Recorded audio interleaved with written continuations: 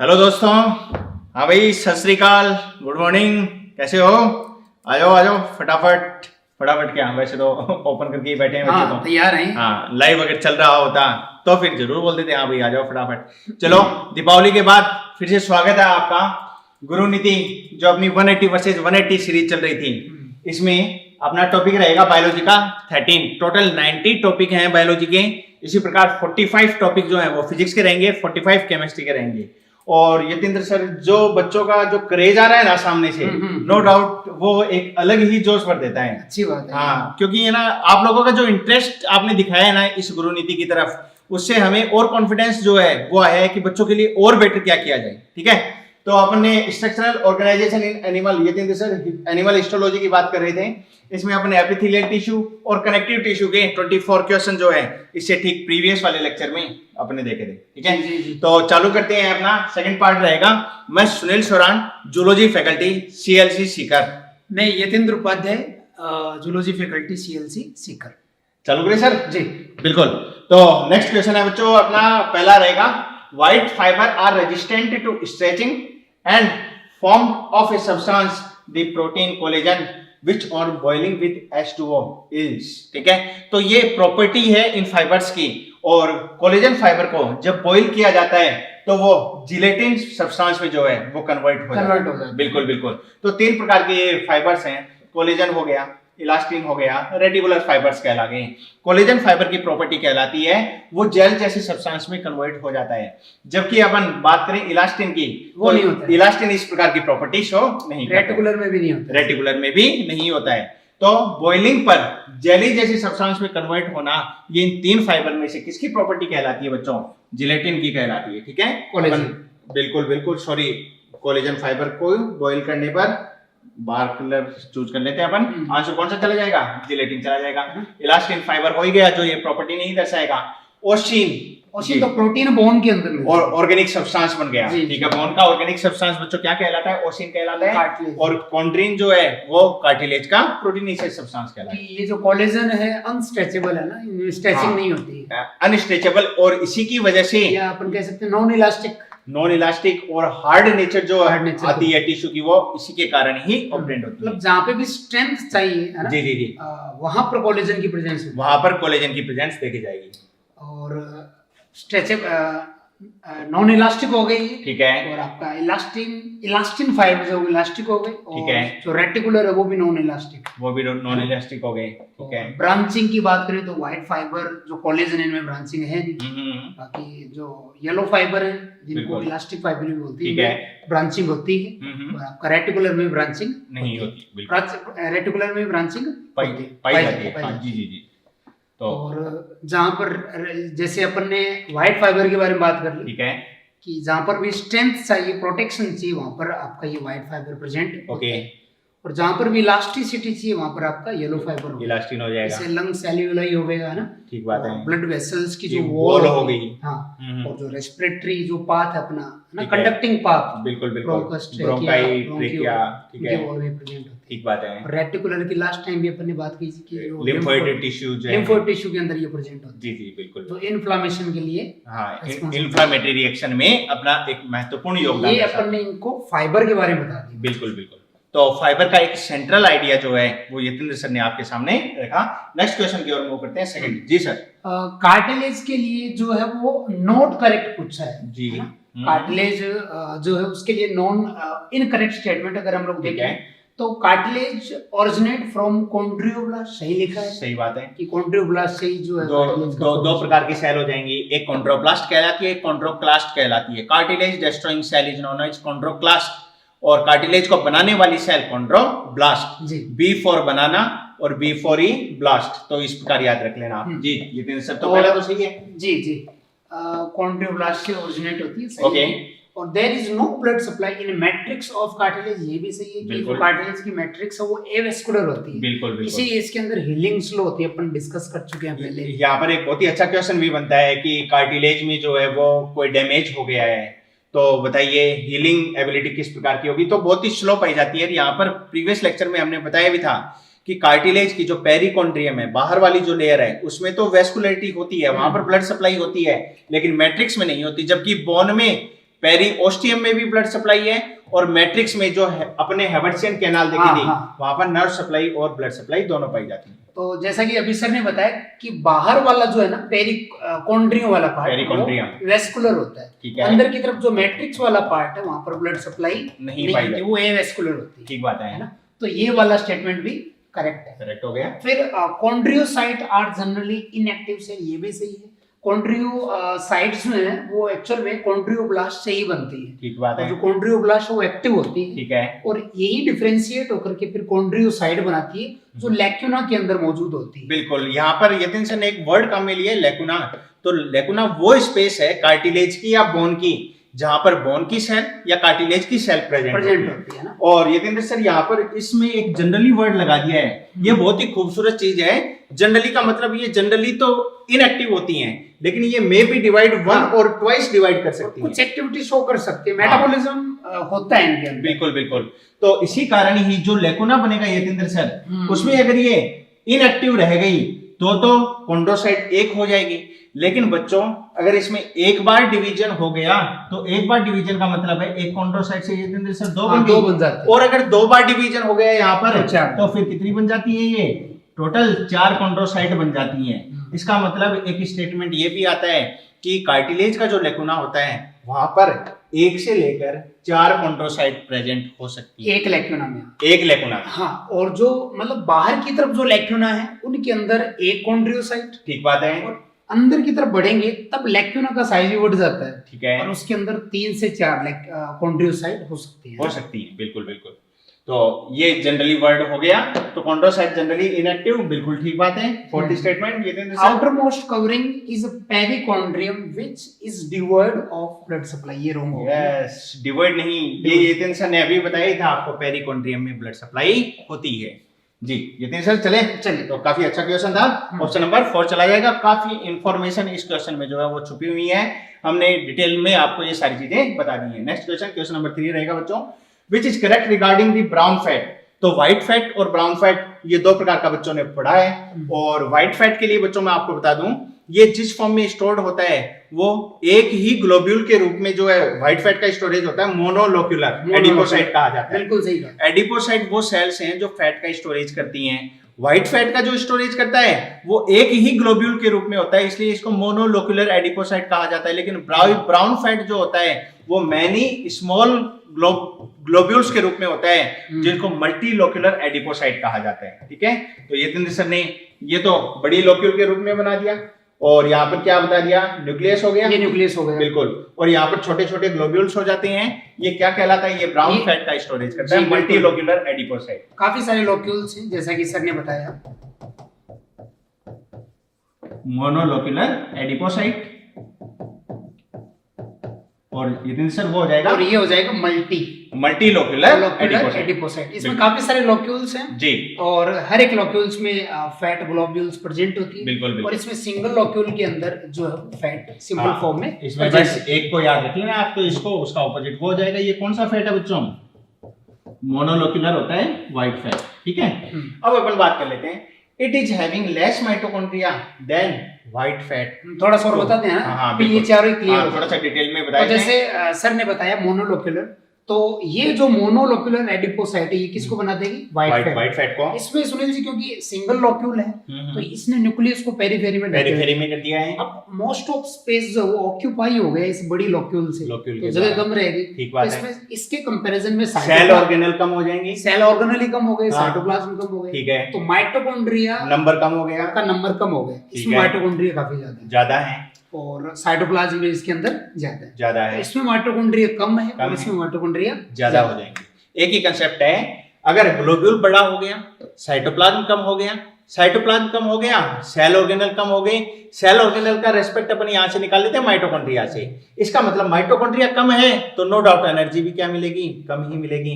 Mitochondria इतने से ज्यादा है तो एनर्जी ज्यादा मिलेगी। इसका मतलब ब्राउन फैट ज्यादा एनर्जी यील्ड करता है बजाय किसके, व्हाइट फैट के। जी जी, तो ऑप्शन से देखें, it is having less mitochondria than the white fat. किसके लिए बात कर रहा है, ब्राउन फैट। ब्राउन फैट में तो भैया ज्यादा माइटोकॉन्ड्रिया हैं, कम नहीं है, तो ये क्या हो गया, रॉन्ग हो गया। अपने को करेक्ट पूछ रहा है। It is brown due to copper pigment, iron की वजह से, बिल्कुल।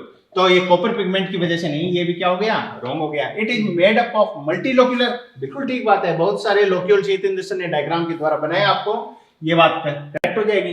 It yield less energy than white fat, less नहीं, ज्यादा माइटोकॉन्ड्रिया, मोर एनर्जी। तो आंसर जितेंद्र सर कौन सा चला जाएगा, ये वाला चला जाएगा, ऑप्शन नंबर ये भी रॉन्ग हो गया। बिल्कुल। इसमें थोड़ा सा और अपनी पिगमेंट के लिए बताएं कि एक्चुअल में अपने अंदर विंटर के अंदर हीट जनरेशन के लिए ठीक है, एक तो सिवरिंग थर्मोजेनेसिस होता है, बिल्कुल होता इसके है, अंदर इनवॉलेंटरी अपनी स्केलेटन मसल में कॉन्ट्रैक्शन होता है, कॉन्ट्रैक्शन होता है, इनवॉलेंटरी, बिल्कुल, बिना अपने जिसको control अपन ठिठुरना बोलते हैं। जी जी जी, बिल्कुल, नॉर्मली कहते हैं कि स्केलेटन मसल में कॉन्ट्रैक्शन वॉलंटरी होता है, वॉलंटरी लेकिन होता जब भी सिवरिंग होती है तब कॉन्ट्रैक्शन इनवॉलंटरी इनवॉलंटरी हो जाएगा। स्केलेटन मसल के कॉन्ट्रैक्शन से एटीपी का हाइड्रोलाइसिस होता है और हीट जनरेट होती है। ठीक है, लेकिन छोटे बच्चों में और जो हाइबरनेटिंग मैमल्स हैं उनकी बॉडी में ब्राउन फैट होता है, एक्यूमुलेट होती है और वो नॉन सिवरिंग थर्मोजेनेसिस से हीट जनरेट करती है, जिससे बॉडी का टेम्परेचर बढ़ जाता है। इसमें एक्चुअल में सुनील जी बच्चों ने पढ़ा होगा कि माइटोकॉन्ड्रिया में आउटर मेम्ब्रेन होती है और इनर मेम्ब्रेन होती है। इनर मेम्ब्रेन में इन्होंने कई कॉम्प्लेक्स पढ़े, फर्स्ट, सेकंड, थर्ड, फोर्थ और फिफ्थ। ठीक है, तो यहाँ पर ऑक्सीडेशन होता है NADH का या NADH2 का, उससे इलेक्ट्रॉन मूव करता है, तो कुछ जगह पर हाइड्रोजन आयन मैट्रिक्स से स्पेस में आता है ना, ठीक है, कुछ जगह पर जी जी, तो वो हाइड्रोजन आयन जब यहाँ पे एक्यूमुलेट होते हैं तो जो फिफ्थ कॉम्प्लेक्स ATP जिसको बोलते हैं, उससे हाइड्रोजन आयन वापस हाई कंसंट्रेशन से लो कंसंट्रेशन मैट्रिक्स की तरफ जाते हैं और उसी दौरान ADP से क्या बन जाता है, ATP बन जाएगा, ATP बन जाता है। लेकिन सुनील जी इसमें ब्राउन फैट के अंदर कुछ अनकपलर्स होते हैं, ठीक है, जो ऑक्सीडेशन को और ATP सिंथेसिस को जी, जी, अनकपल कर देते हैं, ठीक है, जो रिएक्शन आपस में एक साथ हो रही थी वो हो नहीं पाएगी एक साथ। और इससे क्या होगा कि कॉम्प्लेक्स जो 4 है उससे हाइड्रोजन आयन लीक होकर के मैट्रिक्स की तरफ पहुंचेंगे, ATP का फॉर्मेशन हो नहीं पाएगा और है, इसी वजह से हीट पैदा होगी। जी जी जी, बिल्कुल। और ये साइटोक्रोम ऑक्सीडेज है, ये 4 वाला, बिल्कुल, इसके अंदर आयरन है जिसकी वजह से जो है कलर जो है ये बिल्कुल, ये सेल ऑर्गेनल के दौरान आपने इस चीज को स्टडी भी किया होगा जब माइटोकॉन्ड्रिया आपको पढ़ाया गया होगा, नो डाउट। ठीक है, तो ये अपना ये क्वेश्चन हो गया। नेक्स्ट क्वेश्चन की ओर मूव करते हैं, क्वेश्चन नंबर 4 जी जितेंद्र सर। सुनील जी इसमें बात की हार्डेस्ट कार्टिलेज ऑफ बॉडी, जैसा कि लास्ट टाइम भी अपन ने डिस्कस किया था कि कार्टिलेज के टाइप थे कि ना नॉन फाइबरस में जैसे हाइलाइन कार्टिलेज थी, ठीक है, इसमें फाइबर की कंसंट्रेशन कम होती है, कुछ कोलेजन हो सकते हैं, ठीक है। फिर फाइबरस कार्टिलेज पड़ी थी, उसमें बताया था एक तो होती है व्हाइट फाइबरस, एक येलो फाइबरस, ठीक है, और एक कैल्सिफाइड कार्टिलेज बताया था इनको, जो कैल्शियम के डिपोजिशन की वजह से, हाइलाइन कार्टिलेज में कैल्शियम के डिपोजिशन की वजह से वो वाली कार्टिलेज बनी थी। तो वो कैल्सिफाइड कार्टिलेज जो है वो बॉडी के अंदर सबसे हार्डेस्ट कार्टिलेज की श्रेणी में, कैटेगरी में आ जाएगी। जी जी जी, बिल्कुल। तो आंसर कौन सा चला जाएगा? कैल्सिफाइड कार्टिलेज चला जाएगा। इसके लिए याद रख लेना, it is modified form of hyaline cartilage. ये अलग से क्वेश्चन पूछा जा सकता है। और हाइलिन कार्टिलेज में कैल्शियम का डिपोजिशन होता है कैल्शियम हाइड्रोक्सी एपिटाइट सोल्ट के रूप में। तो ये सोल्ट का नाम भी आपको याद रखना है। एक इसमें ये वर्ड और याद रख लेना, एक वर्ड है ये सर हार्डेस्ट और एक वर्ड है स्ट्रॉन्गेस्ट। तो स्ट्रॉन्गेस्ट की अगर बात करें जिसमें कोलेजन हो और कोलेजन वाली कौन सी बन जाएगी? White fibre cartilage.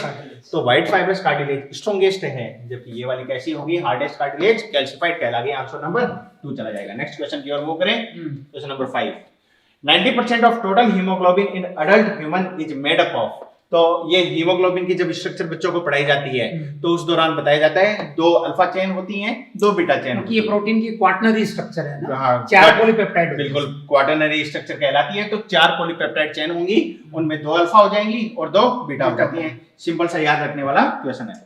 Next question की ओर मूव करें। जी sir. Cartilage tissue are generally slow to heal, जैसा कि पहले बताया था कि कार्टिलेज में हीलिंग स्लो होती है चोट लगने के बाद में, ठीक है, क्योंकि उसकी मैट्रिक्स के अंदर ब्लड सप्लाई नहीं होती है, ठीक है, केवल आउटर सरफेस पे होती है। पेरिकॉन्ड्रियम में हीलिंग होगी लेकिन स्लो होगी, ठीक है। स्लो भी क्योंकि बाहर से न्यूट्रिएंट डिफ्यूज होकर के अंदर की तरफ आ रहे हैं। हाँ, डायरेक्ट सप्लाई नहीं हो रही है न्यूट्रिशन की, और डायरेक्ट सप्लाई नहीं होगी, डायरेक्ट ब्लड की सप्लाई भी नहीं होगी, तो हीलिंग क्या हो जाएगी? स्लो हो जाती है। तो आंसर कौन सा चला जाएगा?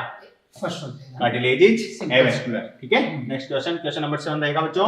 Blood platelet are present in the blood of. तो ये ब्लड प्लेटलेट का पाया जाना मेमेलियन कैरेक्टर कहलाता है। तो आंसर कौन सा चला जाएगा? Option number 4। जैसे कुछ जो है रेप्टाइल्स की बात, फिश में, एम्फीबियन में, रेप्टाइल में भी अगर देखें तो स्पिंडल शेप्ड जो है, spindle shaped structure, nucleated thrombocyte मिलती है। बिल्कुल बिल्कुल। प्लेटलेट कैसी हैं, न्यूक्लिएटेड या इन्यूक्लिएटेड? ये तो सेल फ्रेगमेंट्स ये सेल फ्रेगमेंट कहलाते हैं, इनमें न्यूक्लियस नहीं है, लेकिन कुछ न्यूक्लिएटेड स्ट्रक्चर जो है फिशेज में, एम्फीबिया में, सम रेप्टाइल्स में भी प्रेजेंट होती हैं, जिनको क्या कहा जाता है? स्पिंडल शेप्ड थ्रोम्बोसाइट कह सकते हैं। स्पिंडल शेप्ड थ्रोम्बोसाइट, बिल्कुल बिल्कुल। तो चलें आगे जी। क्वेश्चन नंबर 8 रहेगा। जी sir. Consider the following function structural framework of body. ठीक है। अच्छा, ये ट्रू अबाउट बोन के लिए पूछा है ना, और उसके लिए पूछा है नॉट ट्रू। ओके। जी जी, तो स्ट्रक्चरल फ्रेमवर्क तो बनाती है और support and protect software tissue, ये भी सही। ठीक है। बॉडी के स्ट्रक्चरल फ्रेमवर्क का मतलब हो गया, फॉर एग्जांपल ये दिन से जैसे मेरा हाथ है, लिम्स हो गए, तो इसमें ये प्रॉपर जो शेप आई है वो किसके कारण आई है? बोन के कारण आई है। मेरा फेस हो गया, इसकी प्रॉपर शेप किसके कारण है? बोन के कारण। Facial bone, 14 facial bone, 14 facial bone, बिल्कुल इन्फॉर्मेटिव चीज आ गई आपके सामने, तो ये वाला प्रोवाइड करवाएगा। और support and protect software tissue and organ, सही है। अपना रिब्स के जो लंग्स को, हेड को प्रोटेक्ट करता है, बिल्कुल ठीक बात है। क्रेनियल बोन ब्रेन को प्रोटेक्ट करती है, ब्रेन को प्रोटेक्ट करती है। वेट बियरिंग फंक्शन है, बिल्कुल पूरा बॉडी का वेट इन्हीं पे है। तो मैक्सिमम वेट बियरिंग फंक्शन की अगर यतीन्द्र सर बात करें, तो अपर हाफ की अगर मैं बात करूं तो वो कौन सी वर्टिब्रा की हो जाएंगी? बच्चों को इन्फॉर्मेशन के लिए बता दें। बिल्कुल सही है, लंबर वर्टिब्रा। लंबर वर्टिब्रा जो होती हैं, जिनका सेंट्रम सबसे बड़ा कहलाता है, वो मैक्सिमम वेट बियर फंक्शन रखती हैं। ठीक है। और ऐसे ही अगर अपर हाफ की बात करें तो लोअर हाफ में कहां चला जाएगा ये वेट? पेल्विक गर्डल पे आ गया। ठीक है। और उसके बाद फीमर पे आ गया, और फिर टीबिया पे आ जाता है। ठीक है। तो ये हो जाएगा। तो वेट बियरिंग फंक्शन भी दर्शा रहा है। प्रोडक्शन ऑफ ब्लड हिमोपोइसिस बोन के अंदर ही है ना। हाँ। जो सॉफ्ट बोन होती है, जहाँ पर रेड बोन में प्रेजेंट होता है, जिसको स्पंजी पार्ट ऑफ बोन भी कहा, स्पॉन्जी बोन भी कह सकते हैं। जी, एपिफाइसिस रीजन। ठीक है। तो उसमें भी इन्वॉल्व है, बिल्कुल। और मस्कुलर अटैचमेंट भी होता है इनके साथ। हाँ। ये पूरी मसल जो है वो टेंडन की हेल्प से बिल्कुल बोन से जुड़ी होती है। टेंडन एंड लिगामेंट दो स्ट्रक्चर बताए थे। बोन को बोन से जोड़ने वाला स्ट्रक्चर लिगामेंट कहलाता है, और स्केलेटल मसल को बोन से जोड़ने वाली स्ट्रक्चर टेंडन कहलाती है। डायरेक्ट क्वेश्चन पूछा जाता है भैया, डायरेक्ट यहाँ से। ठीक है। तो ये बात भी हो जाएगी। इसका मतलब क्या पूछा है ये सर अपने से? Not true. इसका मतलब है सारे ही भैया ट्रू हैं, तो आंसर तो नन चला जाएगा कि सारे स्टेटमेंट बोन से रिलेटेड है। तो इनकरेक्ट एक भी स्टेटमेंट नहीं है। ऑप्शन नंबर 4 करेक्ट आंसर हो जाएगा। नेक्स्ट क्वेश्चन चला जाएगा 9। Match the column and select correct combination. तो न्यूट्रोफिल्स की अगर बात करें तो न्यूट्रोफिल्स यतीन्द्र सर मल्टीलोब्ड होती है। बिल्कुल मल्टीलोब्ड हो जाएगी। तो ये कौन सी चली जाएगी? 2 to 7 लोब्ड न्यूक्लियस। तो इसका थर्ड चला जाएगा। इओसिनोफिल्स की अगर बात करें तो इओसिनोफिल्स कितनी लोब्ड स्ट्रक्चर हो जाती है? इओसिनोफिल में 2 लोब, बिल्कुल 2 to 3 लोब। तो ये स्ट्रक्चर, एक मिनट, इओसिनोफिल 2 लोब, हाँ, बाइलोब 4 चली जाती है। बेसोफिल की अगर बात करें तो 2 से 3 लोब इसके अंदर हो जाती हैं। तो ये हो जाएगा। इसमें अपन एस शेप्ड भी कह सकते हैं ना। हाँ बिल्कुल, एस शेप्ड स्ट्रक्चर भी इसको कहा जा सकता है। बिल्कुल 2 लोब वाली जो स्ट्रक्चर है ये एस शेप्ड भी हो जाएगी। और ये चला जाएगा 3 4 1 2। तो 3 4 1 2 की बात करें, 3 4 1 2 ऑप्शन 3 4 1 2, एक मिनट, 3 4 2 1, 3 4 2 1। तो आंसर कौन सा चला जाएगा? ऑप्शन नंबर 2 चला जाता है। ठीक है बच्चों। तो ये इंफॉर्मेशन का था। ये न्यूक्लियस के बेसिस पर आपको डिफरेंशिएट करना होता है कितनी लोब्ड स्ट्रक्चर किस में पाई जाती है। Next question number 10। ABC कुछ स्टेटमेंट है, और इनको पढ़ने के बाद में इसमें अपन को करेक्ट जो आंसर वो देना है। ठीक है। तो यहाँ पर अगर हम देखें कि hyaline cartilage is most primitive and glass like cartilage, बिल्कुल सही स्टेटमेंट है। क्योंकि ग्लास लाइक इसलिए क्योंकि फाइबर जो है उसकी अमाउंट काफी कम होती है। क्यों? फ्यू कोलेजन जी जी। और मोस्ट प्रिमिटिव जो है डेवलपमेंट के बेसिस पे बोला कि सबसे पहले एम्ब्रियोनिक के लाइफ के दौरान जो कार्टिलेज सबसे पहले यही बनती है, वो हाइलाइन कार्टिलेज ही होती हैं। और एम्ब्रियोनिक के जो कार्टिलेज हैं यही आगे चलकर बोन में भी कन्वर्ट होती हैं, कार्टिलेजिनस बोन। हाँ, जिनको अपने कैल्सिफिकेशन जो फॉर्म देखी थी, तो वो कार्टिलेज की फॉर्म कैल्सिफाइड फॉर्म भी बनती है। हाँ, बाकी बोन भी बनती है, बोन भी बनती है। और उसके बाद में देखें 20 to 25 year red bone marrow present at ribs, ribs के अंदर होता है, स्पॉन्जी पार्ट होता है कुछ, बिल्कुल। स्कैपुला में भी, एपिफाइसिस ऑफ ह्यूमरस में भी है ना, जो एंड वाला पार्ट है जो लास्ट टाइम डिस्कस किया था। और ऐसा ही फीमर में भी। और it produce RBC WBC platelet, सही है। ठीक है। हेमोपोइसिस की प्रोसेस यहाँ पर होती है, देखी जाती है। तो ये भी क्या हो गया? Correct. Lactic acid is transported by blood to lungs, गलत हो गया। एक्चुअल में लैक्टिक एसिड का जो फॉर्मेशन है जी, वो हमारी स्केलेटन मसल्स के अंदर हो रहा है, स्मूथ में, कार्डियक में नहीं होता है। स्केलेटन मसल में भी जो है एनारोबिक कंडीशन आ जाती है, बिल्कुल। उस वजह से ऑक्सीजन की कमी की वजह से जो ग्लूकोज है उसका कंप्लीट कंबशन नहीं हो पाता, नहीं हो पाता है, और जो पायरुविक एसिड होता है वो फिर लैक्टिक एसिड में चेंज हो जाता है। चेंज हो जाता है। उस लैक्टिक एसिड को सुनिए जी, ये मसल हैंडल नहीं कर पाती, और उस लैक्टिक एसिड के एक्यूमुलेट होने से फिर वहां पर पेन फील होता है। ठीक है, और ये एक्चुअल में न्यूरोमस्कुलर जो जंक्शन होता है वहां पर ये लैक्टिक एसिड का डिपोजिशन हो जाता है, इसलिए जो भी अब नई इंपल्स आएंगी उन नई इंपल्स के टुवर्ड मसल जो है वो रेस्पॉन्ड भी नहीं कर पाती है। और फिर उस लैक्टिक एसिड को हैंडल करने के लिए जो मसल है उसको ब्लड के थ्रू जो है भेज देगी लीवर के पास में, बिल्कुल, और वहां पर एक साइकिल होता है कोरी साइकिल चलेगी। तो लैक्टिक एसिड जो है उसका 20% जीएसटी काट के ऑक्सीडाइज कर लिया जाएगा, ठीक बात है, और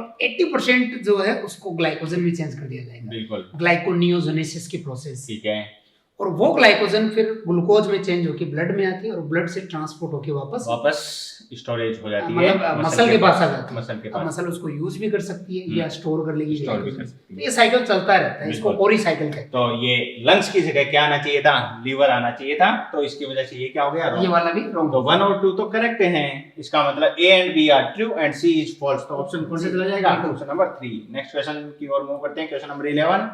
the term lacunae with reference to bone denotes, तो लेकुनी क्या है, लेकुनी वो स्पेस है जहां पर क्या पाई जाती है, ओस्टियोसाइट पाई जाती है, क्योंकि यहाँ पर बोल दिया है बोन, अगर कार्टिलेज बोलता तो कॉन्ड्रोसाइट कह देते, बोन का मतलब क्या हो गया, ओस्टियोसाइट। तो concentric ring in which osteocytes are arranged, तो ये कॉन्सेंट्रिक जो रिंग्स हैं वो तो लेमिली कहलाती हैं, क्यों यतिन सर, बिल्कुल उनको तो कह देंगे बच्चों लेमिली, तो ये बात तो होगी गलत।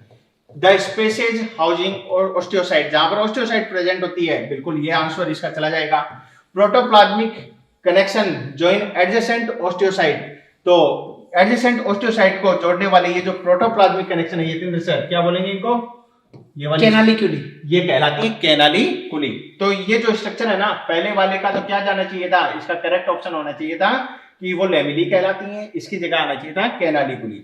Oblique canal joining adjacent Haversian canal, ये जैसे हेबर्सियन है, ये दूसरी हेबर्सियन है, इनको कोई ओब्लिक है जो अपने को दिखाई तो नहीं देगी, लेकिन फिर भी मैंने बना दिया है, ये वॉकमैन्स कैनाल कहलाती है।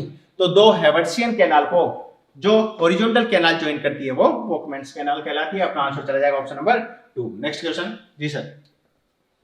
which one of the following location is not suitable for obtain yellow fiber, है ना, येलो फाइबर कनेक्टिव टिश्यू मतलब जहां पर इलास्टिसिटी की जरूरत हो, ठीक है, वो लंग्स एल्वियोलाई की वॉल हो गई, ब्लड वेसल्स हो गई, ठीक है, और अपने वोकल कॉर्ड हो गए, वोकल कॉर्ड हो प्रेजेंट होते हैं, ठीक है, ईयर पिन्ना हो गया, है ना, यूस्टेशियन, वहां पर ईयर पिन्ना की अगर बात करें तो वहां पर तो वो कार्टिलेज है, येलो फाइबरस कार्टिलेज, बिल्कुल बिल्कुल, लेकिन यहाँ पर येलो फाइबर कनेक्टिव टिश्यू की बात करिए तो उसी में आ गया, ठीक है ना। और इसके अलावा नेजल टिप भी हो गई, बिल्कुल, नेजल सेप्टा में भी कार्टिलेजिनियस, वो हाइलाइन कार्टिलेज सेप्टा वाली हाइलाइन हो गई, बिल्कुल, है ना। तो ट्रू वोकल कॉर्ड सही हो जाएगा, सुनिए जी, नॉट सूटेबल पूछ रहा है ना जी, ट्रू वोकल कॉर्ड के अंदर तो प्रेजेंट होती है, ठीक है, और कॉर्निया ऑफ आई यहाँ पर कोलेजन फाइबर्स की प्रेजेंस कुछ होती है ना, बिल्कुल बिल्कुल, तो उनको अपन इसमें नहीं लेंगे, wall of alveoli elasticity provide करेंगे होगी, है ना, तो आंसर अपना इसमें, तो ये दोनों तो सही है, ये रॉन्ग है, और अपने से पूछा ही क्या है, नॉट सूटेबल, इसका मतलब आंसर ऑप्शन नंबर 2 चला जाएगा जी जी। तो ये जो एग्जांपल है इन कार्टिलेज के, कौन सी कार्टिलेज कहाँ पाई जाती है, ये एग्जांपल आपको याद करने हैं सीक्वेंस से, ठीक है। और इनको याद करने का वही तरीका है, एक बार आप स्टडी करो बुक्स बंद करके, फिर खुद से कॉपी में लिख कर देखो कितना याद आता है, और इन एग्जाम्पल को जब भी याद करो तो बॉडी पार्ट को टच करते हुए भी याद करो, हाँ भाई यहाँ पर कौन सी, एक दूसरे से पूछ लो, यहाँ पर टिप में कौन सी होगी, सेप्टा में कौन सी होगी, ईयर पिन्ना में कौन सी होगी, तो इस प्रकार एक दूसरे से पूछ के भी आप याद कर सकते हैं। इसको ग्रुप स्टडी अपन कहते हैं। टिप और सेप्टा वाले में कंफ्यूज हो सकते हैं ना, बिल्कुल बिल्कुल। तो टिप में तो हो गया आपका येलो इलास्टिक, और सेप्टा में हो गया हाइलाइन कार्टिलेज, ईयर पिन्ना में भी येलो, बिल्कुल, और ट्रेकियल रिंग में हाइलाइन हो गया, सी शेप जो रिंग पाई जाती है डोर्सली इनकम्प्लीट होती है, बिल्कुल बिल्कुल, और लैरिक्स के अंदर मोस्ट ऑफ कार्टिलेज आपकी हाइलाइन ही होगी, हाइलाइन होती है। और इसके अलावा सुनिए जी, आर्टिकुलर कार्टिलेज भी हाइलाइन है ना, जो जॉइंट के वाले, हां बिल्कुल बिल्कुल, वो भी हाइलाइन है। कोस्टल कार्टिलेज जो रिब्स का एक्सटर्नल वाला पार्ट, वो भी हाइलाइन हो गया। तो इस प्रकार इनको बॉडी पार्ट्स के अकॉर्डिंग याद करें। नेक्स्ट क्वेश्चन की ओर मूव करते हैं बच्चों। Identify A B C in the diagram, NCERT का डायग्राम है, सबको पता है। तो ए वाली स्ट्रक्चर ये तो कौन सी हो जाएगी, मैक्रोफेज हो गई, मैक्रोफेज हो जाएगी, इसका मतलब ये दोनों जानी चाहिए आंसर। बी फाइब्रोब्लास्ट, फाइबर्स का, ये देखो ये फाइबर्स हैं, ये फाइबर्स बन रहे हैं, और ये सेल क्या कहला रही है, फाइब्रोब्लास्ट कहला रही है। इसका मतलब मास्ट सेल तो नहीं जाएगा, तो ऑप्शन कौन सा चला गया, ऑप्शन नंबर 3 चला गया, क्योंकि सी जो मास्ट सेल होगी। बिल्कुल बिल्कुल। तो मूव करते हैं नेक्स्ट क्वेश्चन। जी सर।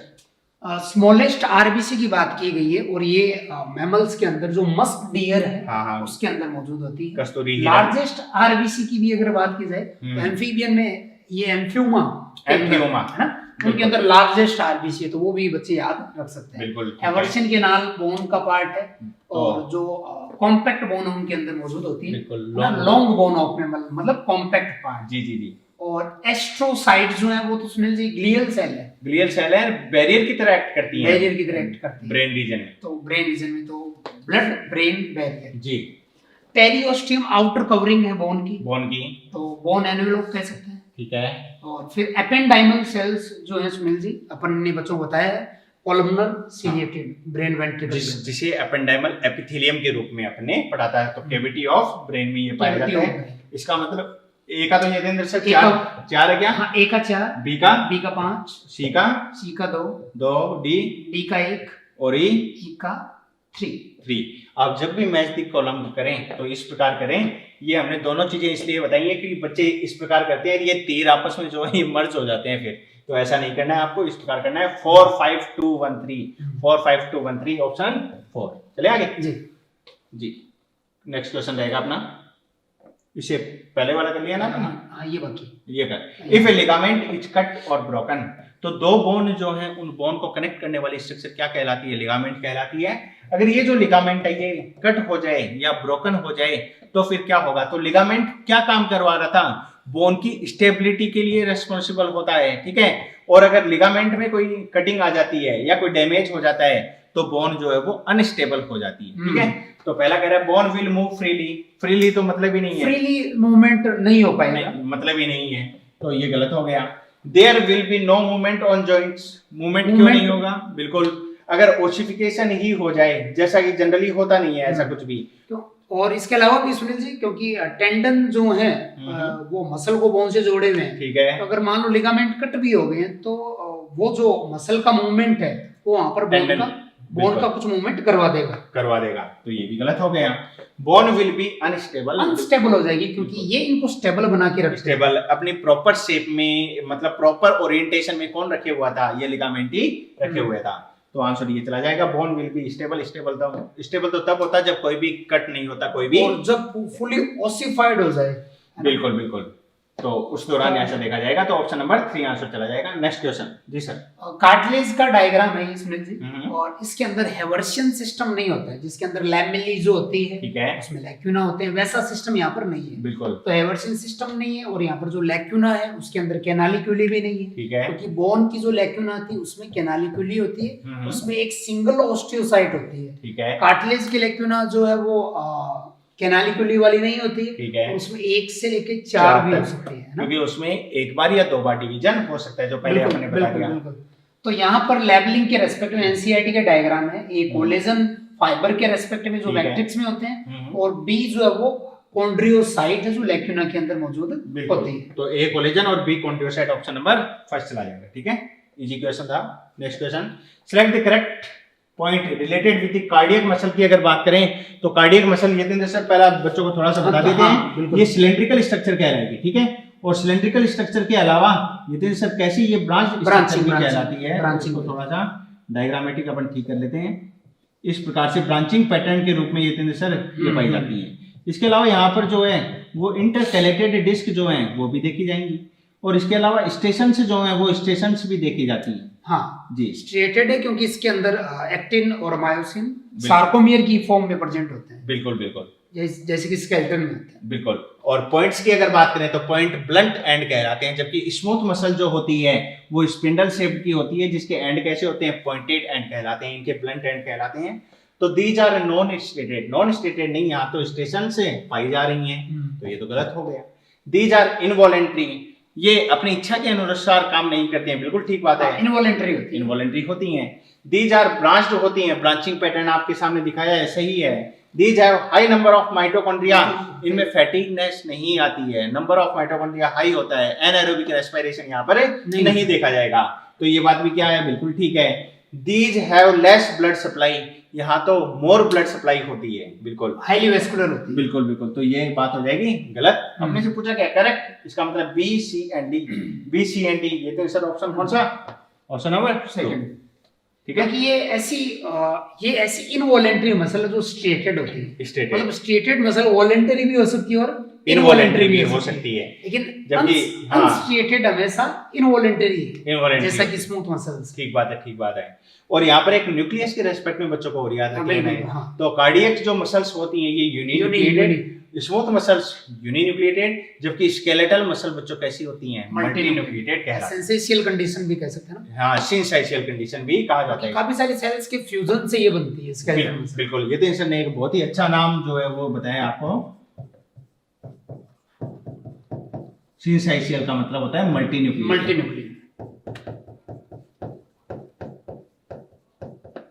ठीक है बच्चों, तो आंसर ऑप्शन नंबर 2 चला गया। नेक्स्ट क्वेश्चन जी सर।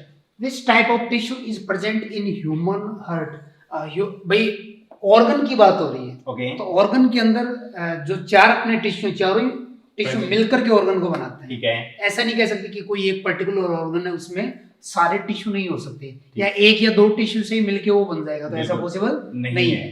ठीक है। तो अगर हम देखें कि हार्ट के अंदर एपिथेलियल टिश्यू मौजूद होता है, उसकी हार्ट की वॉल देखें तो सबसे बाहर पेरिकार्डियम एपिथेलियल है, ठीक है। सबसे बीच में मायोकार्डियम मस्कुलर, और अंदर एंडोकार्डियम वो भी एपिथेलियल टिश्यू है। ठीक बात है। और तो एपिथेलियल हो गया, मस्कुलर है ही मायोकार्डियम वाला पार्ट है, ठीक है। और कनेक्टिव टिश्यू भी मौजूद होते हैं जो चीजों को कनेक्ट करते हैं। ठीक है। तो इसमें तो फिर फोर्स आता है। हाँ, तो कनेक्टिव टिश्यू में इंटरकनेक्टेड जो डिस्क होती है वो भी एक कनेक्टिव टिश्यू की तरह ही एक्ट करती है, गैप जंक्शन की, एक्चुअल में तो वो गैप जंक्शन की तरह एक्ट करती है। बिल्कुल। तो ऑल ऑफ दी अबव चला जाएगा, ऑप्शन नंबर 4। नेक्स्ट क्वेश्चन 19 रहेगा। Stated appearance of myofibril is due to, तो एनसीईआरटी की लाइन है यतेंद्र सर ये, और ये जो स्टेटेड अपीयरेंस आती है स्केलेटल मसल की मैं बात कर रहा हूँ, तो वहां पर भी स्केलेटल मसल के रेस्पेक्ट में ही दिया हुआ है, ठीक है। और ये दो स्पेसिफिक प्रोटीन की वजह से आती है, एक्टिन प्रोटीन एंड मायोसिन, ठीक है। तो एक्टिन और मायोसिन दोनों चले जाएंगे, ऑप्शन नंबर 3 करेक्ट आंसर हो जाएगा। नेक्स्ट क्वेश्चन 20 जी सर। तो इसमें मल्टी यूनिट स्मूथ मसल की बात की जा रही है। दो टाइप की मसल्स होती है, सिंगल यूनिट जो आपस में काफी सारे मसल जोड़ी हुई होती है, ठीक है, गैप जंक्शन होता है, और एक साथ कॉन्ट्रैक्शन करती है क्योंकि एक मोटर न्यूरॉन उनसे कनेक्ट होता है। बिल्कुल ठीक बात है। तो सिंगल यूनिट की अगर बात करें तो ये कैसे पास पास पाई जाएंगी और एक ही यूनिट के रूप में ये सर एक साथ कॉन्ट्रैक्शन दर्शा जाएंगे। आपने जैसा बताया इनके बीच में क्या पाया जाता है, गैप जंक्शन। इस प्रकार से गैप जंक्शन इनके बीच में प्रेजेंट होता है, ठीक है। और जो मोटर न्यूरॉन होगी वो सिंगल मोटर न्यूरॉन ही क्या कर देगी, इनको स्टिमुलेट करेगी, जिससे ये कॉन्ट्रैक्शन। बिल्कुल बिल्कुल। तो ये तो होगी सिंगल यूनिट स्मूथ मसल। और मल्टी यूनिट की अगर बात करें तो मसल्स जो हैं ये फाइबर्स ये दूर दूर हो जाते हैं एक दूसरे से। और मोटर नर्व की अगर बात करें तो अनेक मोटर नर्व जो हैं ये क्या करती हैं, फिर अपना स्टिमुलेशन इनके पास में दर्शाती हैं इस प्रकार से जी। तो ये इंडिपेंडेंटली अपना कॉन्ट्रैक्शन करती है, बिल्कुल, और ये एक साथ जो है कॉन्ट्रैक्शन शो करती है। जी जी। तो इंटेस्टाइन में जो पेरिस्टाल्टिक मूवमेंट है वो इसी वजह से है, ठीक है। ब्लड वेसल में भी जो वेसोडाइलेशन और वेसोकॉन्स्ट्रिक्शन होता है, ठीक है, क्योंकि उनकी ब्लड वॉल के अंदर मसल्स होती है, स्मूथ मसल, तो वो इसी वजह से होती है ना। तो इस रेस्पेक्ट में हम लोग आगे बात करते हैं कि मल्टी यूनिट जो है उसके लिए क्या सही है। तो smooth muscle with blood vessel लिखा है, तो स्मॉलर ब्लड वेसल जो है, जनरली ब्लड वेसल लिखा है तो आपका यहाँ पर जो है सिंगल यूनिट आ जाता है। अगर यहाँ अगर आपको दे देता स्पेसिफिकली इस स्टेटमेंट में देगा लार्ज ब्लड वेसल, अगर लार्ज ब्लड वेसल बोले तो कौन सी करनी है, मल्टी, तो मल्टी करनी है। और कुछ भी नहीं बोले इसका मतलब जनरली नॉर्मल ब्लड वेसल हो जाएंगी, तो उसमें कौन सी हो जाती है, सिंगल यूनिट हो जाएगी। हाँ सर। फिर स्मूथ मसल विद इंटेस्टाइन, तो यहाँ पर भी सिंगल यूनिट होती है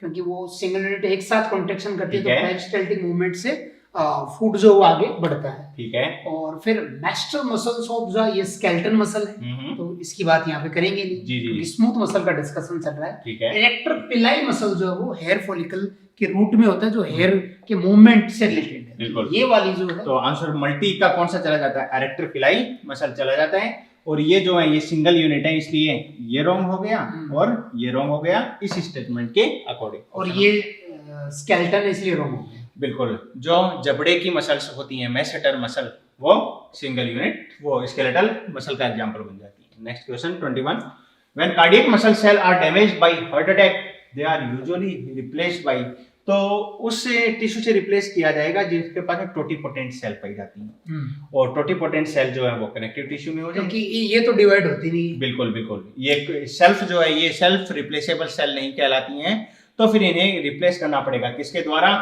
कनेक्टिव टिश्यू के द्वारा। तो कनेक्टिव टिश्यू ऑप्शन नंबर 1 चला जाएगा, क्योंकि अपने को यहाँ पर टोटिपोटेंट सेल की आवश्यकता होगी, और टोटिपोटेंट सेल जिसमें एबिलिटी होती है किसी भी सेल में कन्वर्ट होने की। चले आगे जी 22।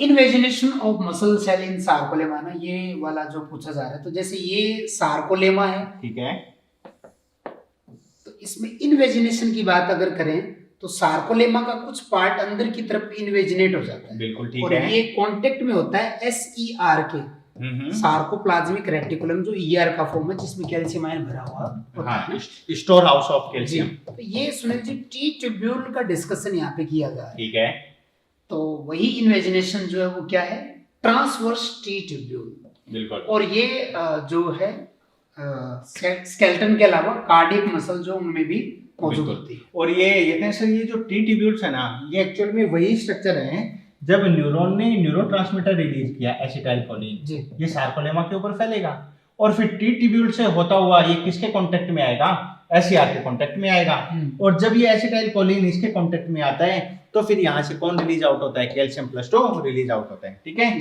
जो फिर मसल कॉन्ट्रैक्शन के लिए रिस्पॉन्सिबल है, कौन सी बाइंडिंग साइट को ओपन करेगा, और वो स्लाइडिंग फिलामेंट थ्योरी आपने पढ़ी है मसल कॉन्ट्रैक्शन में, वहां पर बताई जाती है। नेक्स्ट क्वेश्चन 23 हो जाएगा, a motor unit is made up of, तो मोटर यूनिट में क्या हो जाएगा कि ये तो मोटर न्यूरॉन होगी ये सर, और ये जिस मसल के कांटेक्ट में आएगी, तो ये जो मोटर एंड प्लेट रीजन बनेगा, ये मोटर एंड प्लेट रीजन ही क्या कहलाता है, एक मोटर यूनिट के रूप में जाना है, single skeleton muscle motor neuron के साथ मोटर यूनिट बना देते हैं, बिल्कुल। और जो इंफॉर्मेशन CNS से लेकर आई है कहां तक, स्केलेटल मसल के पास में, और एक सिंगल यूनिट के रूप में ये बनाए, सिंगल स्केलेटल मसल के रूप में बनाए, ये रीजन क्या कहला गया, मोटर एंड प्लेट के नाम से भी इसको जाना जाता है, या मायो न्यूरोनल जंक्शन भी कहा जाता है। मायो का मतलब मसल, न्यूरोनल न्यूरॉन होगी, और इनका ये जंक्शन बन जाता है, तो कौन सा हो जाएगा, all the muscle fibre within given, नहीं, a motor neuron and muscle fibre it innervate, बिल्कुल ये आंसर जो है करेक्ट चला जाएगा। नेक्स्ट क्वेश्चन 24 हो जाएगा जी।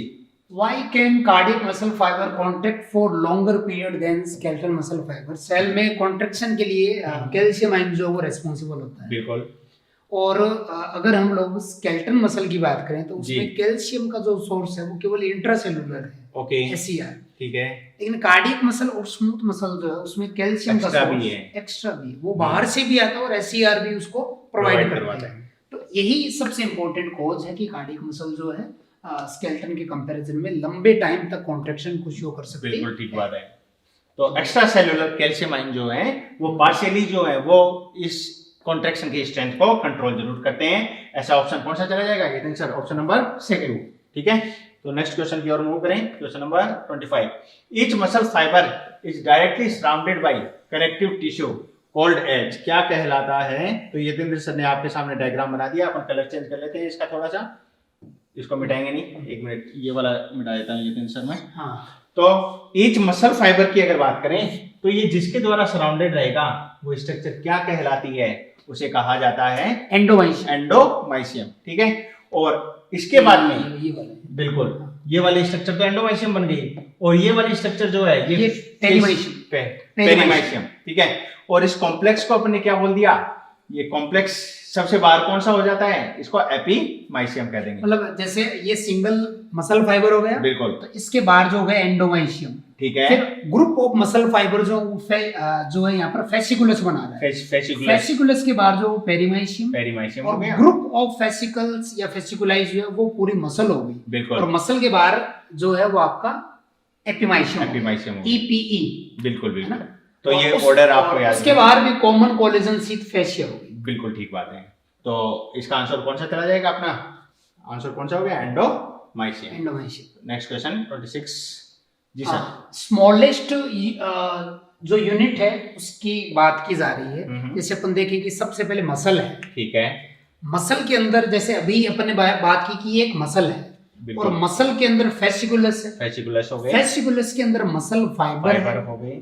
इस मसल फाइबर को अलग कर लें तो इस मसल फाइबर के अंदर मायोफाइब्रिल है, ठीक है। मायोफाइब्रिल को अलग करें तो उसके अंदर दो फिलामेंट हो गए, एक्टिन एक्टिन और मायोसिन। मायोसिन, मतलब थिन फिलामेंट और थिक फिलामेंट। बिल्कुल बिल्कुल। तो इनकी भी अगर बात कर लें तो इस प्रकार से ये जैसे ये तो हो जाएगा अपना थिक फिलामेंट जी, ठीक है। ये जैसे ये हो गया थिक हो गया और इधर ये थिक कहला गया और इधर इनको ओवरलैप किए हुए ये भी थिक हो गया, बीच में थिन आ गया, ये थिन हो जाते हैं ठीक है। तो ये स्ट्रक्चर कहलाती हैं। ये तो कौन सा बन गया मायोसिन जी, और ये स्ट्रक्चर कौन सी बन गई एक्टिन। यानी सर ने यहाँ पर एक सिंगल जो मायोफाइब्रिल है उसमें एक्टिन और मायोसिन के अरेंजमेंट को दिखाया है। बिल्कुल ठीक तो है। सबसे बड़ी मसल है उसमें फेसिकुलस हो गए, फेसिकुलस में मसल फाइबर हो गया, हो गए। मसल फाइबर के अंदर मायोफाइब्रिल हो गया, फाइब्रिल। मायोफाइब्रिल के अंदर थिक और थिन फिलामेंट हो गए, बिल्कुल। और थिन फिलामेंट को एक्टिन बोल दिया एक्टिन और थिक को मायोसिन बोल दिया। मायोसिन। तो वैसे देखना है। तो इसमें अगर सबसे बड़ा अगर हम लोग देखें सुनील जी तो वो हो गया फाइबर, ठीक है है ना, क्योंकि एक सिंगल मसल सेल भी कह सकते हैं इसको। ठीक बात है। इस सिंगल मसल सेल के अंदर हो गया मायोफाइब्रिल, तो 2 नंबर पे ये हो गया। ठीक है। मायोफाइब्रिल के अंदर फिर थिक और थिन फिलामेंट की बात हो गई, तो अपन उसके अंदर फिलामेंट की बात कर लेंगे। तो फिलामेंट तो दो टाइप के होते हैं, थिक और थिन। हाँ। अब अपन उस थिन फिलामेंट के अंदर जैसे बात करें तो 3 टाइप की प्रोटीन होती है, एक्टिन, ट्रोपोनिन और एक ट्रोपोमायोसिन, है ना। तो उसके बाद में अपन एक्टिन को लेंगे। बिल्कुल। तो ये जो ऑर्डर है ये किस प्रकार का रहेगा, सबसे बड़ा ये है, इसके बाद ये आ जाएगा और उसके बाद ये आ जाएगा। तो ये आपने से पूछा क्या है स्मॉलेस्ट, स्मॉलेस्ट कौन सा हो गया, ऑप्शन नंबर 4 चला जाएगा।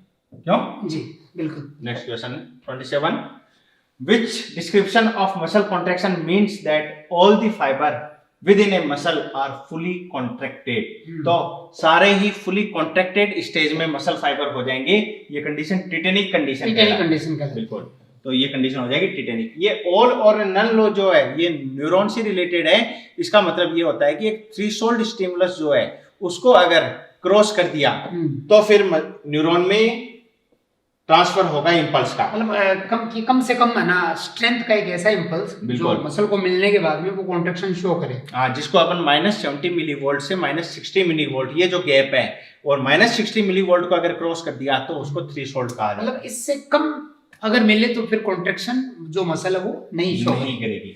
और ये न्यूरॉन भी शो करते हैं ऐसा, ये फिनोमिना मसल के लिए भी और नर्वस टिश्यू के लिए भी। बिल्कुल बिल्कुल। तो जैसे कि ये वाला क्वेश्चन है कि किसी मसल को पहला स्टिमुलस मिला तो उसमें थोड़ा सा कॉन्ट्रैक्शन हुआ तो सार्कोमियर में कुछ शॉर्टनिंग हुई। फिर सेकंड स्टिमुलस मिला तो सेकंड स्टिमुलस मिलते ही क्योंकि एच जोन में गैप है तो और कॉन्ट्रैक्शन हुआ तो और मसल जो सार्कोमियर था वो छोटा हुआ। फिर यहाँ पर एक और स्टिमुलस मिला तो और ज्यादा कॉन्ट्रैक्शन हुआ, एच जोन जो और थोड़ा छोटा हुआ। ये जो लगातार स्टिमुलस मिलता जा रहा है ये समेशन कैटेगरी का। बिल्कुल बिल्कुल। अगर ये सारे स्टिमुलेशन सुनील जी इनका इफेक्ट ऐड हो जाए तो उसको समेशन बोलते हैं। तो फिर ऑप्शन नंबर ये अपना सेकंड चला जाता है अगर वैसा पूछा जाए तो। लेकिन कंप्लीटली कॉन्ट्रैक्टेड स्टेट अगर पूछा जा रहा है मतलब लगातार जो है फ्रीक्वेंटली कम गैप में बार बार स्टिमुलस मिल रहा है तो मसल को रिलैक्स होने का टाइम ही नहीं मिल रहा है। वो लगातार कॉन्ट्रैक्ट हो रही है तो एच जोन छोटा होता जा रहा है और लास्ट में डिसअपीयर गायब हो जाएगा। फुली कॉन्ट्रैक्टेड स्टेज जो एनसीईआरटी ने डायग्राम में बिल्कुल है और ये फुली कॉन्ट्रैक्टेड स्टेट है। जी जी जी, जिसको सर ने यहाँ पर टिटेनिक कंडीशन बताया। बिल्कुल। इसके बाद अगर और स्टिमुलस मिले तो फिर कॉन्ट्रैक्शन बिल्कुल नहीं होगा क्योंकि एच जोन गायब हो गया। हाँ, ये जो वर्ड है ना टिटेनिक, इससे आप कंफ्यूज मत हो जाना। एक टिटेनाई कंडीशन अलग भी होती है, क्लोस्ट्रिडियम टिटेनाई की वजह से होती है टिटनस डिजीज। बिल्कुल। तो वो इसी से लिया गया है, उसके अंदर भी परमानेंट कॉन्ट्रैक्शन ही हो जाता है। बिल्कुल परमानेंट कॉन्ट्रैक्शन हो जाता है। तो एक्चुअल में ये दोनों चीजें जो है वो कंफ्यूज होने वाली हैं, इसलिए याद रखना। इसमें कहा है कि कॉन्ट्रैक्शन स्टेज में अगर चली जाती है तो ये टिटेनिक कंडीशन कहलाती है। नेक्स्ट 28 जी sir. The term refer to constant state of contraction of certain number of fibre within a muscle. एक मसल है उसके अंदर कुछ फाइबर जो है वो कॉन्स्टेंटली कॉन्ट्रैक्टेड स्टेट में रहते हैं। ठीक है। जैसे अपन सुनील जी अभी इस पोस्चर में है तो अब भी हमारी बॉडी के अंदर कुछ मसल में जो है कुछ कॉन्ट्रैक्शन है क्योंकि एक मसल बनी हुई है। क्योंकि एक मसल के अंदर काफी सारे फाइबर हैं।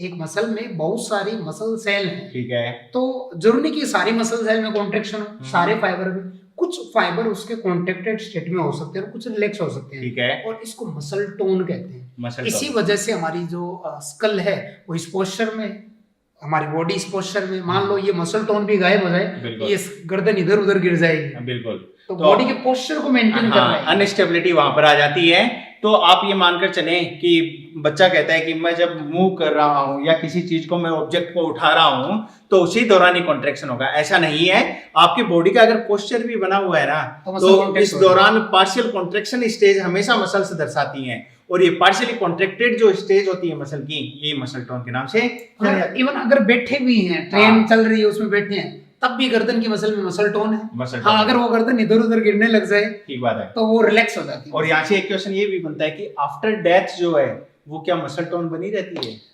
वो वाली कंडीशन जो है, उसमें तो माइटोकॉन्ड्रिया जो है ऑक्सीजन नहीं मिल पाती है, बिल्कुल, एटीपी का फॉर्मेशन नहीं हो पाता है, उसकी वजह से जो है एटीपी नहीं मिलेगी, तो मसल जो है वो कांटेक्ट होने के बाद में रिलैक्स नहीं होता, रिलैक्स नहीं, परमानेंट कॉन्ट्रैक्शन हो जाता है कुछ टाइम के लिए, रिगर मोर्टोसिस। हाँ, ये जो वर्ड है एक्चुअल में ये डिस्कशन हमने इसीलिए किया है कि हम ये वर्ड आपको समझा दें, रिगर मोर्टोसिस, रिगर मोर्टोसिस, ठीक है। ये होती है कि आफ्टर डेथ जो है वो मसल्स परमानेंट कॉन्ट्रैक्टेड स्टेज में ही चली जाती हैं और बॉडी के पार्ट्स में रिजिडिटी आ जाती है। बिल्कुल बिल्कुल, इसलिए डेथ के बाद तुरंत आदमी को लेटा दिया जाता है ना, तुरंत लेटा दिया जाता है। और ये वैसे बच्चे, अगर वैसे बच्चों को ये चीज बतानी चाहिए, पता नहीं, जब भी अग्नि देने जाते हैं तो उस दौरान हाथ को पीछे लगाया जाता है बैक के, और उस हाथ को पीछे लगाने में एक या दो व्यक्ति की आवश्यकता होती है। वो काफी रिजिड कंडीशन, काफी रिजिड कंडीशन उस समय हो जाती है। और ये जो हिंदुस्तान के धर्म शास्त्र है उसके अनुसार ऐसा माना जाता है कि हाथ जो है वो पीछे लगाए जाते हैं अग्नि देने से पहले, ठीक है। तो एक चीज याद रख सकते हैं कि मसल कॉन्ट्रैक्शन के लिए भी एटीपी चाहिए, बिल्कुल, और मसल को रिलैक्स करने के लिए भी एटीपी चाहिए। एटीपी चाहिए, क्योंकि रिलैक्सेशन के दौरान एटीपी की रिक्वायरमेंट कहाँ आएगी वो मैं बता दूं आपको। जो कैल्शियम प्लस 2 बाहर आ गया है ना, उन कैल्शियम प्लस 2 को पंप किया जाता है वापस बाहर। बस यही बात है, एनसीईआरटी ने इस चीज को छुपा दिया। एनसीईआरटी ने ये कह दिया कि कैल्शियम प्लस 2 आयन को पंप किया जा रहा है वापस सार्कोप्लाज्मिक रेटिकुलम या सेल के बाहर भी, हाँ, जिनमें एक्स्ट्रा सेलुलर कैल्शियम आ रहा है, हाँ, तो सेल के बाहर किया जाएगा वहां पर।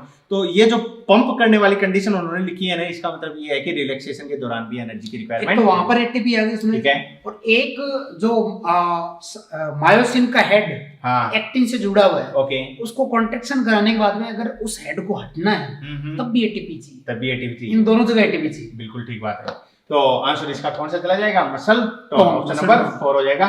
क्या टिक लगा दें वहां पर? जी जी जी जी, चले आगे। Question number 29, which type of tissue changes diameter of blood vessel? और डायमीटर चेंज की अगर बात करें तो ये कौन सी कहलाती है? मसल इसके लिए रेस्पॉन्सिबल हो जाएंगी, क्योंकि मसल में कॉन्ट्रैक्शन रिलैक्सेशन होगा जिसकी वजह से ब्लड वेसल का डायमीटर बढ़ेगा घटेगा। और ये जो डायमीटर बढ़ता और घटता है, फॉर एग्जांपल मैं ये तीन बच्चों को थोड़ा सा बता दूं, बिल्कुल, जैसे ये हार्ट का वेंट्रिकल है, ये तीन सर, ठीक है, इसने ब्लड को पंप किया और ये क्या पाई जा रही है? ब्लड वेसल से यहाँ पर। तो जो ही ब्लड पंप होगा तो ही ब्लड वेसल का डायमीटर जो है वो बढ़ेगा, ठीक है। तो यहाँ पर जो है वो वेंट्रिकुलर कॉन्ट्रैक्शन की वजह से ज्यादा ब्लड आया, इसकी वजह से डायमीटर बढ़ गया। अब ये ब्लड यहाँ रुकेगा नहीं, ये आगे जाएगा, ये आगे जाएगा, तो आगे वाला पार्ट तो क्या हो जाएगा? डायलेट हो जाएगा, और पीछे वाला जो पार्ट है ये सर, ये वापस क्या हो जाएगा? अपनी नॉर्मल पोजीशन में आ जाएगा, ठीक है। तो एक वेव जनरेट हो जाती है। ये जो वेव इसकी लेंथ के अलोंग, ब्लड वेसल की लेंथ के अलोंग पहुंचती है, इसे ही पल्स के नाम से भी बिल्कुल। और कुछ इसमें लास्ट टिश्यू भी, बिल्कुल, तो वो भी इसके लिए जिम्मेदार हो सकते हैं। सही बात है। इसके अलावा जो एलर्जी वाली कंडीशन है Sunil ji, histamine mast cell से रिलीज होता है, ठीक है। तो वो हिस्टामिन जो स्मूथ मसल है उनके ऊपर उनका रिसेप्टर है, तो इन पे रिसेप्टर पे जैसे ही हिस्टामिन जुड़ता है तो स्मूथ मसल जो वो रिलैक्स हो जाती है, वेजोडाइलेटर की तरह, उसी को वेसोडाइलेशन बोला गया ना, ठीक है। और सीरोटोनिन इसका उल्टा काम करता है, हाँ, वो वेजोकॉन्स्ट्रिक्टर कहलाता है, इस पे जुड़ते ही है ना। जी जी जी बिल्कुल, बहुत ही अच्छी इंफॉर्मेशन आपने बताई। तो आंसर कौन चला गया? Option number 4। नेक्स्ट 30 जी सर। टाइटेन फिलामेंट के रेस्पेक्ट में सुनील जी बात की जा रही है कि जो अपना सार्कोमियर है उसमें जो 2 जेड लाइन है, तो उनसे जैसे ये थिन फिलामेंट हो गया और फिर बीच में ये हो गया थिक फिलामेंट, ये थिक कहला गया है ना। तो कई बार क्या होता है कि मसल में ओवर स्ट्रेचिंग हो जाती है, तो वो दूर दूर चले जाते हैं, और इससे जो ये ओवरलैपिंग है थिन और थिक की, वो खत्म हो जाती है, और ओवरलैपिंग खत्म होने के बाद में फिर मसल कॉन्ट्रैक्शन नहीं हो पाता है, ठीक है। तो मसल को वापस ओवरलैपिंग वाली स्टेट में लाने के लिए इस जेड लाइन जो है, इस जेड लाइन से इस जेड लाइन तक एक फिलामेंट जुड़ा होता है जिसको टाइटिन बोलते हैं, स्प्रिंग की तरह। स्प्रिंग की ये तरह, खींच करके जेड लाइन को और अंदर की तरफ लाता है, ठीक बात है। जिससे ये ओवरलैपिंग वाली स्टेट आ जाती है। क्योंकि मान लो ओवर स्ट्रेच मसल है तो उसमें जैसे जेड लाइन है और ये थिन फिलामेंट हो गए, ठीक है, और ये थिन फिलामेंट हो गए, तो ओवर स्ट्रेच मसल के अंदर क्या होगा, थिक फिलामेंट यहाँ तक आ जाता है, तो ये ओवरलैपिंग ही नहीं हुई तो मायोसिन का हेड पे जुड़ नहीं पाएगा। उसको वापस यहाँ पर ओवरलैपिंग वाली स्टेट में लाने के लिए जो टाइटिन प्रोटीन है वो हेल्प करती है इस तरीके से। तो नॉर्मल जो कंडीशन होती है मसल की, इसमें अपन कॉन्ट्रैक्शन की बात नहीं कर रहे हैं। नॉर्मल स्टेज के दौरान क्या होगा, एक्टिन जो है पार्शियली ओवरलैप्ड करते रहेंगे किसको, मायोसिन को, और इसके लिए रेस्पॉन्सिबल कौन होता है, ये टाइटिन फिलामेंट ही कहलाता है। ठीक है, बिल्कुल। तो आंसर कौन सा चला जाएगा, तो ये अपना मस्कुलर टिश्यू हो जाएगा, इसका आंसर चला जाएगा 31। नेक्स्ट क्वेश्चन है, which of the following muscle are not under the voluntary control of the nerve system? Voluntary control में नहीं है। इसका मतलब कार्डियक भी हो सकती है और वो आपकी स्मूथ भी हो सकती है, स्मूथ भी हो सकती हैं। तो फेरिंग्स की अगर बात करें तो फेरिंग्स तो वॉलेंट्री कंट्रोल ही कहलाता है, मसल होती है, बिल्कुल स्केलेटल मसल होती है। यूरिनरी ब्लैडर जो है स्मूथ मसल, ये पैरासिम्पैथेटिक और सिंपैथेटिक नर्व सिस्टम का इनर्वेशन यहाँ पर कहलाता है, इसलिए ये इनवॉलेंट्री बन जाएगी। तो आंसर भी कौन सा चला जाएगा, यही चला जाएगा। वॉलेंट्री पूछा है ना, इसका मतलब ये आंसर नहीं, नॉट अंडर द वॉलेंट्री, मतलब इनवॉलेंट्री है। इनवॉलेंट्री बताना है तो इनवॉलेंट्री ये हो गया। एंटीरियर एंड ऑफ इसोफेगस, उसके भी एंटीरियर एंड में कौन सी पाई जाती है, वॉलेंट्री पाई जाती है। मिडल में मिक्स टाइप की होती है, दोनों होती है ना? और जो लास्ट वाला पार्ट स्टमक की तरफ वाला होता है उसमें इनवॉलेंट्री कहलाती है। यहाँ बच्चों को एक चीज और बता दें, जो ग्रेजिंग एनिमल्स होते हैं, ये ग्रेजिंग एनिमल की कंप्लीट इसोफेगस में ही किस प्रकार की होती है, वॉलेंट्री मसल होती है। ठीक है, और इसीलिए वो जुगाली भी करते हैं। बिल्कुल बिल्कुल, बहुत अच्छी बात बताई। टंग वाला है जो, वो भी आपका वॉलंटरी। डायफ्राम भी वॉलंटरी है, डायफ्राम भी वॉलंटरी है। इसीलिए अपन जो है फोर्सफुल इंस्पायरेशन एक्सपायरेशन, ये जो एक्टिविटी है, कहने का मतलब जो ब्रीथिंग रेट है उसको अल्टर कर सकते हैं अपन डायफ्राम की एक्टिविटी के द्वारा। आंसर इसका सेकंड चला जाएगा 32। जी सर। माइलिन शीथ की बात हो रही है सुनील जी, जो न्यूरॉन के एक्सोन के बाहर की तरफ होता है, जिसकी वजह से जो है व्हाइट मैटर बनता है। क्योंकि ब्रेन जो है उसके अंदर या सीएनएस के अंदर व्हाइट मैटर, ग्रे मैटर दो टाइप का होता है। तो जो व्हाइट मैटर है वो न्यूरॉन के बाहर जो माइलिनेशन होता है उस वजह से ही बनता है। अब ये माइलिन शीथ का जो फॉर्मेशन है वो दो टाइप की ग्लियल सेल करती है। सीएनएस की बात करें तो ओलिगोडेंड्रोसाइट, और पीएनएस की बात करें तो स्वान सेल हो जाएंगी। ठीक बात है। तो myelin sheath is found by the Schwann cell, PNS में हो जाएगा। ठीक है, और ओलिगोडेंड्रोसाइट जो है वो सीएनएस के अंदर हो जाएगा। तो आंसर बोथ ऑफ दीज चला जाएगा। यहाँ पर आपको ये बात याद रखनी है, ये क्वेश्चन पूछा जाता है कि पीएनएस में कौन करता है, सीएनएस में, ऐसा भी पूछ सकते हैं, सीएनएस में कौन करता है। बिल्कुल। तो स्वान सेल के लिए सर क्या लिखते हैं, पीएनएस, और उधर सीएनएस, उधर चला जाएगा सीएनएस। ठीक है, नेक्स्ट 33 क्वेश्चन रहेगा, which of the following tissue are most abundant and widely distributed. सबसे ज्यादा बोल दिया तो सबसे ज्यादा टिश्यू जो है वो कौन सा पाया जाता है, करेक्टिव टिश्यू जो है मोस्ट अबंडेंट, एनसीईआरटी की लाइन है, एनसीईआरटी की लाइन है, और वाइडली डिस्ट्रीब्यूटेड भी कहलाता है, याद रखना है डायरेक्ट। 34। जी सर।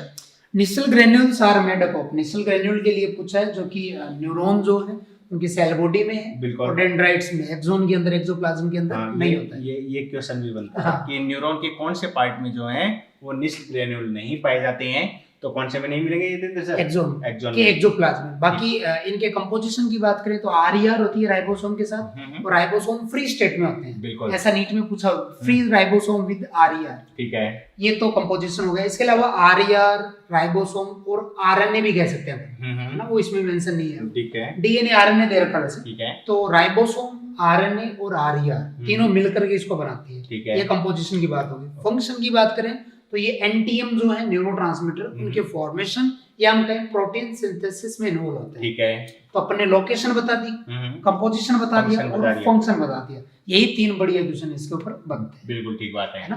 तो राइबोसोम अलोंग विद आरएनए क्या कहलाते हैं बच्चों, निसल ग्रेन्यूल। डीएनए होगा नहीं। बिल्कुल, तो आंसर ऑप्शन नंबर फर्स्ट चला जाएगा। Next 35। A unipolar neuron is characterised by the presence of.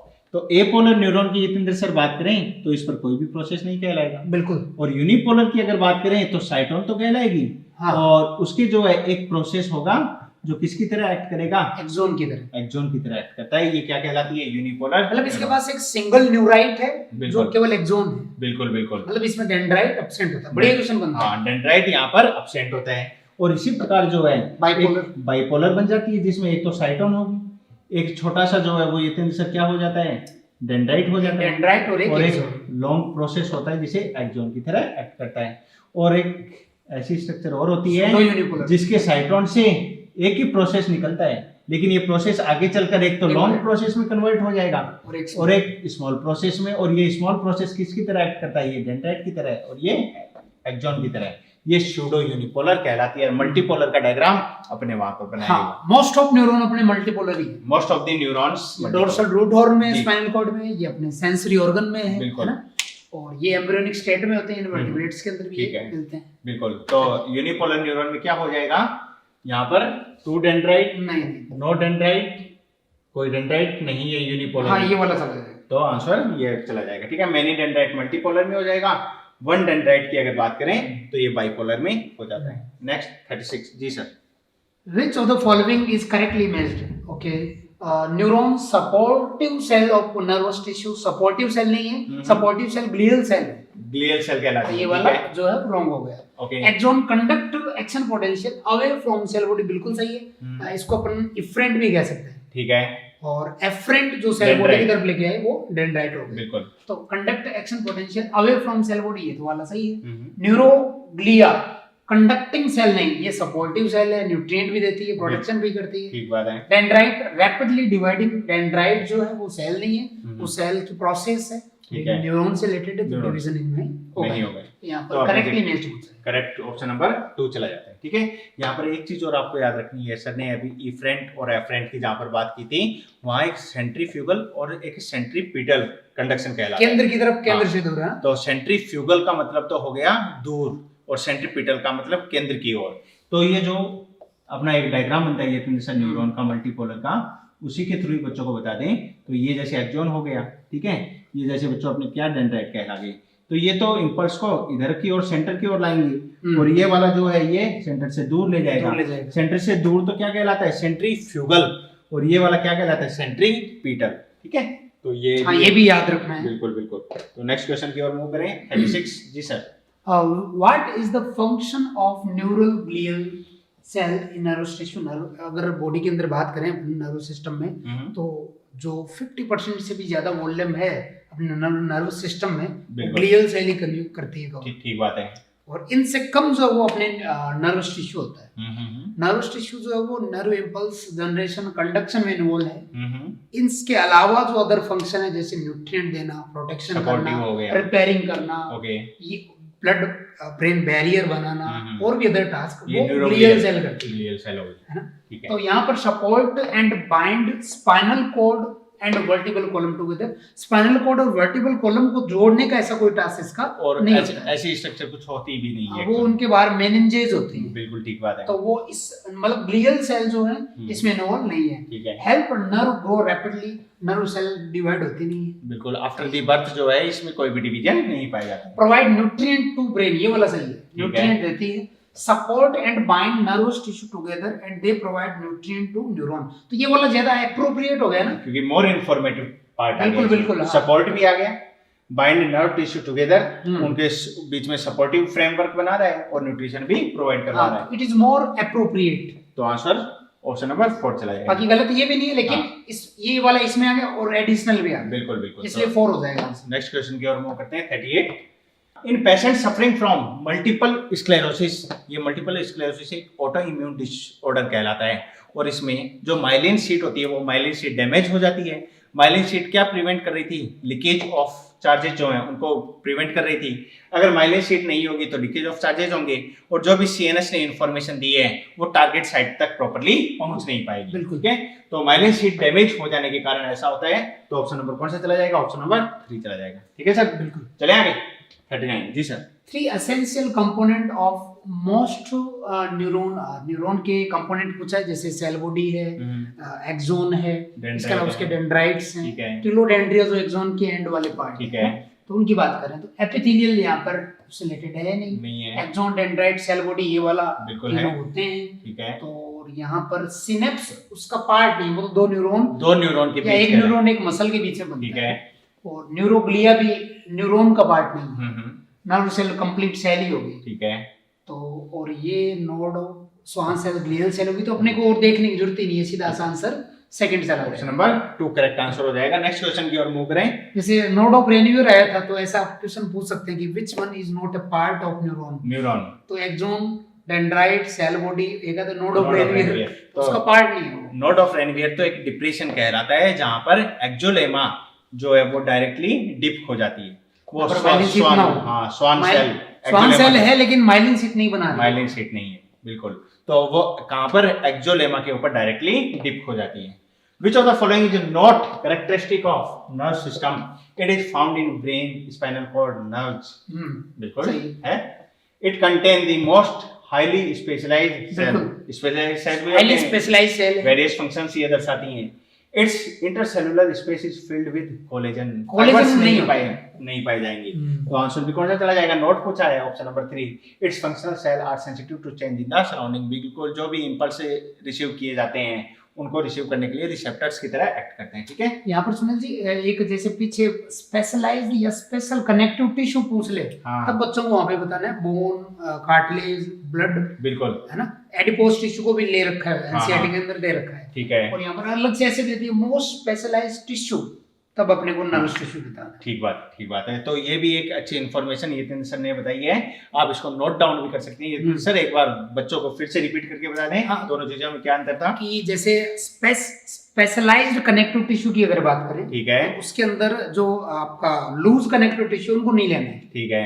और डेंस जो- जिनका डेंस बिल्कुल। मैट्रिक्स होता है वो लेना है। हाँ, जी।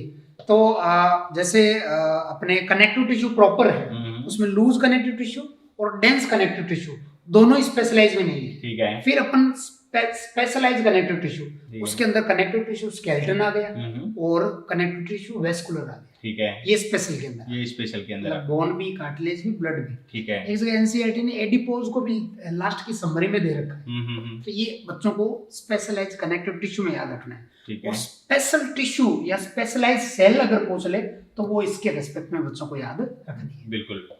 तो नेक्स्ट क्वेश्चन 41 रहेगा। जी।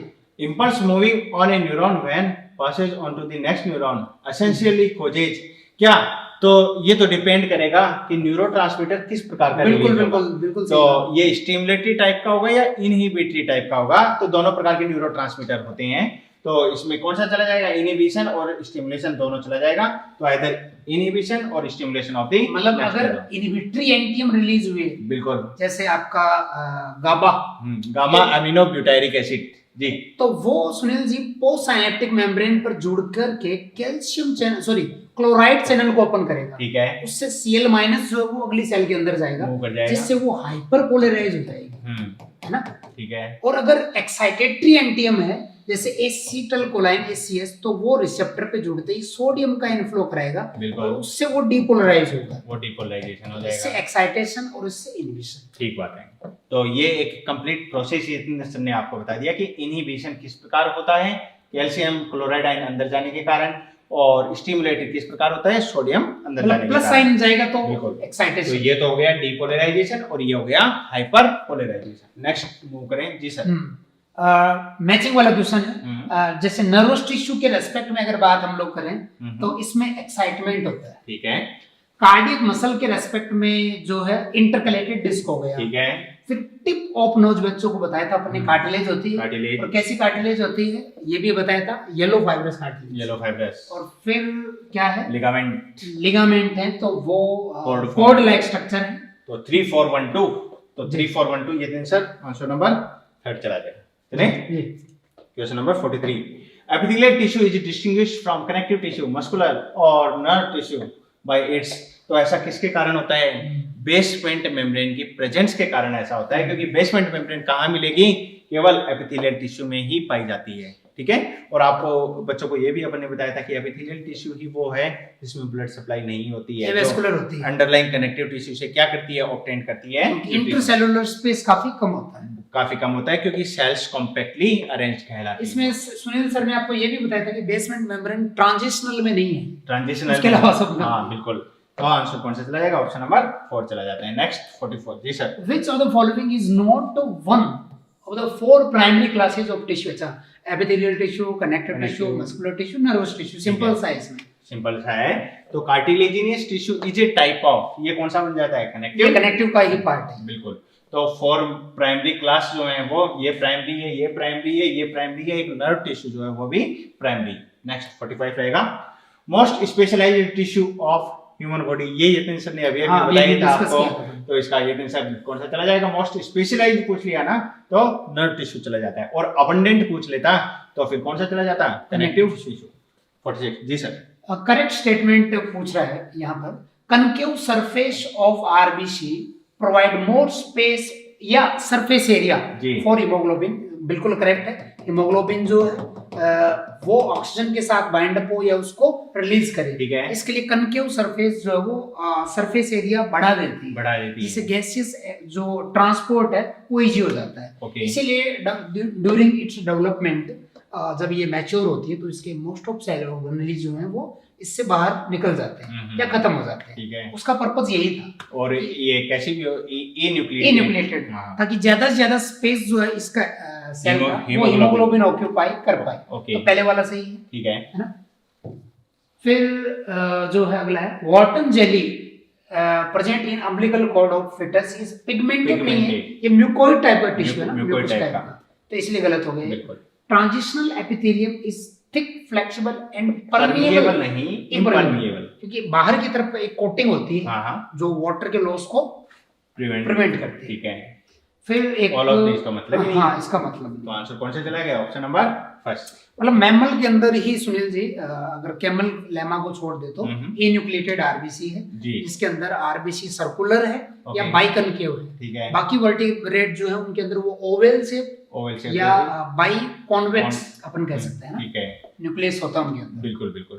तो ये अपने यहाँ 46 क्वेश्चन जो है इसके कंप्लीट होते हैं जितेंद्र सर, और 50 क्वेश्चन जो है आपको स्ट्रक्चरल ऑर्गेनाइजेशन फर्स्ट के दौरान हमने करवाए थे, 46 ये करवाए हैं। ये टोटलिटी 96 क्वेश्चन जो है ये आपको एनिमल हिस्टोलॉजी के प्रोवाइड करवाए गए। ओके, अब अपन जो है नेक्स्ट लेक्चर में बच्चों के साथ जो है वो ह्यूमन फिजियोलॉजी के साथ मिलते हैं, और बच्चों का मोस्ट इंटरेस्टिंग पार्ट भी वो कहलाता है। बिल्कुल। तो फिजियोलॉजी में आप लोग जो है स्टार्टिंग के जो चैप्टर उनको बढ़िया रिवाइज करेंगे, हाँ, ताकि ये डिस्कशन आपके लिए बेनिफिशियल। बिल्कुल। तो उसमें भी हम जो है उनको अलग अलग से करवाएंगे, digestive system, respiratory system, circulatory system, मतलब ये तीन अपने साथ रहेंगे। बिल्कुल। तो बच्चों को ये तीन रिवाइज करके आने से मतलब है ना। बिल्कुल बिल्कुल। तो मिलते हैं अगले लेक्चर में। Okay, thank you.